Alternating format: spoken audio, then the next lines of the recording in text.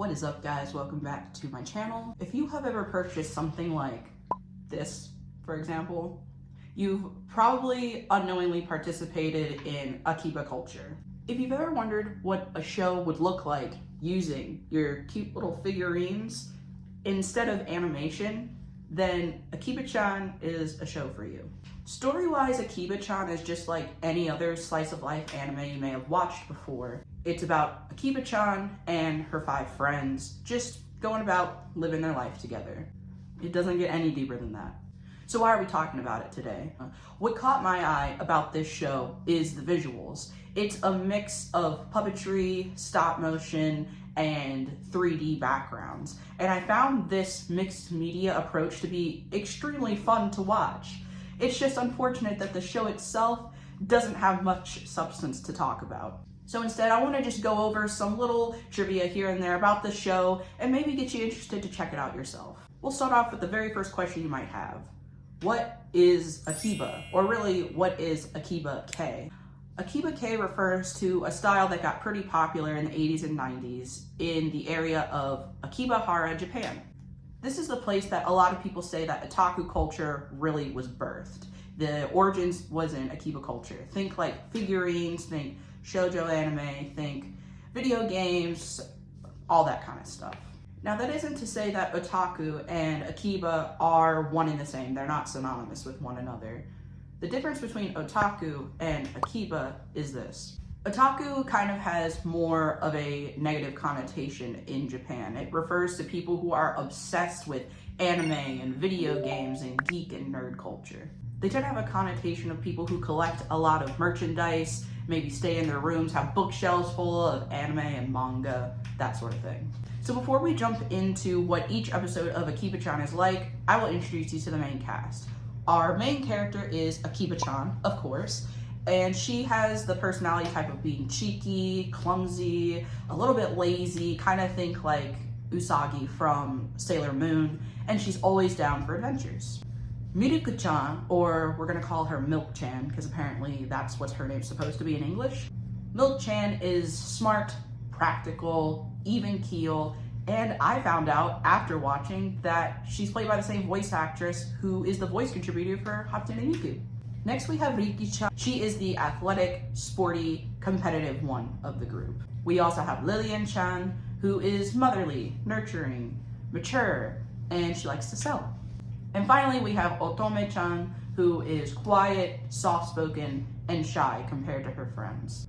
There's only about 10 episodes of the entire series, and each episode is about 5 minutes. So if you wanted to just sit down and binge it, you could totally do so within 50 minutes. Despite the minimal amount of runtime this show has, and the characters being slightly one-dimensional, I will applaud the show for at least including some insecurities and conflicts within the personality types of the characters. So now that we have a good idea of the main cast, let's break down each episode and talk about what they're about.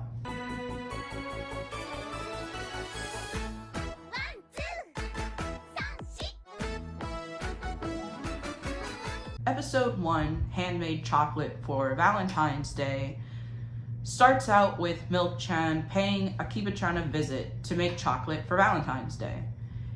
They end up making cookies and cake from a recipe book given to them by their soft-spoken friend Otome Chan.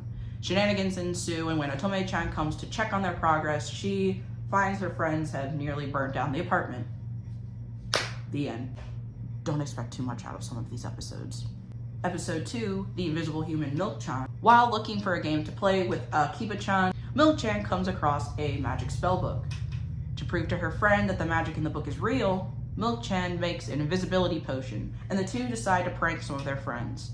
They first prank Lillian-chan by making her believe that a stuffed animal has come to life. Then, while pranking their friend Riki-chan, making her think that the toy rabbit is possessed and mocking her for her kung fu moves, Riki-chan kicks Milk-chan in the head and reveals her to have been invisible all along. Episode 3, The Homework Thief, Akiba Chan. Otome-chan, Riki-chan, and Akiba Chan are all trying to do homework together, but Akiba Chan is struggling to stay focused and get work done. When she announces that she's going to take a break, Riki-chan insists that she's not allowed to ask to copy any of their homework if she doesn't get it done herself. Milk-chan comes over with a new video game to play, and Akiba Chan forgets about her homework completely. When she goes to ask Otome Chan if she can copy her work, she sees that she's hanging out with Riki Chan, remembering that she had chided her earlier for taking a break. So instead, she decides to sneak into Riki Chan's room and copy her homework. As Riki Chan returns to her room, Akiba Chan flees Riki Chan's room. She accidentally leaves her notebook behind, having taken Riki Chan's by mistake. Riki Chan subsequently comes into Akiba Chan's room and kicks her ass. I love shots like this where they really utilize that approach of the mixed media idea. Episode 4, Akiba Chan Belied Me. Riki Chan goes to visit Akiba Chan and finds her bullying Lillian Chan to do her chores. Concerned, Riki Chan goes to her friends, Milk Chan and Otome Chan, to tell them what she saw. When the three friends stick up for their friend Lillian Chan, the two explain that they're practicing for a school play, where Lillian Chan is playing Cinderella and Akiba Chan is the evil stepmother. The friends apologize before Akiba Chan and Lillian Chan decide that they're going to be switching roles just for fun, proving that Lillian Chan, despite being motherly and kind, can have a demanding and bossy side as well. Episode 5, I Want to Slim Down, I Want to Eat. Milk Chan finds Akiba Chan spending the afternoon eating snacks and relaxing, warning her that she could begin to gain weight. Refusing to give up her snacks, Akiba Chan tries to find other ways to lose weight. Out of desperation, she goes to Riki Chan asking to work out with her. When Riki Chan's workouts prove to be too strenuous, she goes to Otome Chan to do yoga. Finding yoga to also be too hard for her, she goes to Lillian Chan for help. She gives her a slimming corset to wear under her clothes. The episode ends with Akiba Chan content with this fix, only for the button of the corset to pop off. This is actually one episode I have a little bit of commentary on. There has been a lot of commentary discussing the expectations on body image in Japanese culture, especially on young girls. I find it just a tad insidious to have a show that's obviously directed towards young girls and to have a full episode revolving around body shaming and normalizing that among your friends. It just kind of feels icky. The show presents Milk Chan in this episode as being correct for telling Akiba Chan that she needs to eat less and exercise more and watch what she eats. If this show was ever rebooted, I'd like to see a topic about health or body image be tackled with more tact and proper education. Episode 6, Otome Chan's Introduction to Novel Writing. Akiba Chan visits Otome Chan while she works on writing a novel. She explains she wants to submit her novel into a contest so it can get published. But the last scene is about kissing, and she's never kissed anyone before. Sapphic babe. They asked Milk Chan for her kissing experience, but because she kissed a bunch of boys in kindergarten, she doesn't remember. When the pair asked Riki Chan for her experience, she shares that she has recent experience with kissing, but won't share because it's too early to tell if things will get more serious after the kiss. To investigate, they ask Lillian Chan about Riki Chan's experience, and she shares they, of course, kissed. While Lillian Chan was asleep, she dreamt that she was Sleeping Beauty, and Riki Chan walked in, and she kissed her while she was half asleep. The episode ends with Riki Chan walking into Akiba Chan, making light of the kiss. Riki Chan confirmed to be lesbian? Maybe? Episode 7, Riki Chan versus the Black Guy. An unfortunate episode title, I know, but they're referring to a cockroach, not to a person. Poor Japanese translation. There's really not much that happens in this episode. Riki Chan stands up to a bully for Milk Chan, and they come home to Otome Chan freaked out by a cockroach. And the episode is just Riki Chan trying to fight the cockroach. Episode 8, Mystery of the Steam Bath. This episode is probably the weirdest one. After a workout, Riki Chan asks Lillian Chan if she would like to join her for a bath, which is culturally more of a communal thing according to Japanese anime, but according to Google, is really not a common practice in Japanese culture. I guess anime want to anime. While taking a bath, Riki Chan becomes fixated on Lillian Chan's chest. She then invites Otome Chan and Akiba Chan to join her as well, fixated also on their chests. The episode ends with Lillian Chan and Otome Chan explaining to Akiba Chan that Riki Chan feels insecure about her own body, comparing it to the other girls. I have mixed feelings about a premise like this.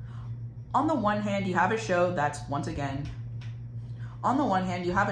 targeted toward young preteen girls, and having an episode tackling things like body image and, various body types seems like an age-appropriate topic. On the other hand, with episodes like episode 6, for some context, you know, depicting Riki-chan as a reluctant lesbian, it can be read that Riki-chan is displaying a sort of perverted, almost predatory nature, which I'm afraid that some audience members, particularly male audience members, might read as fan servicey. I know I get really nitpicky about these kinds of things in media, but I'm just hypersensitive to the depictions of female sexuality. I am especially nitpicky about it when it's being projected onto young girl characters. So once again, if this show is ever rebooted and they wanted to approach a topic like puberty or your body changing, it would be cool to see them, you know, approach it with a bit more tact. Episode 9,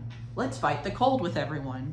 In this episode, Otome-chan catches a cold, and each of her friends pays her a visit, offering various remedies. Riki-chan brings hot things like soup and a hot bottle to help Otome-chan sweat out the cold. Akiba Chan tells her that leeks help her get over colds, and then proceeds to beat her head with leeks. Milk-chan brings her egg wine to have, proceeding to stuff it down her throat. After being bombarded by various methods and being a bit tipsy off of the egg wine, Otome-chan demands that her friends give her space, and the episode ends with her apologizing the next day for acting out of character. Episode 10, Lillian-chan's cooking plan. This episode is basically just a cooking contest between Otome-chan and Lillian-chan. Only thing of note really is that it mimics Japanese-style cooking contest shows, and that parody is kind of cute.